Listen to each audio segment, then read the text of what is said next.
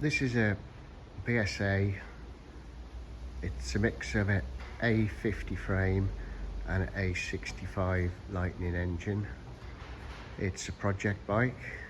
It turns over from kickstart. The gears select on it. Back brake works, but can't tell about the front. It's got no lever. That panel belongs with it.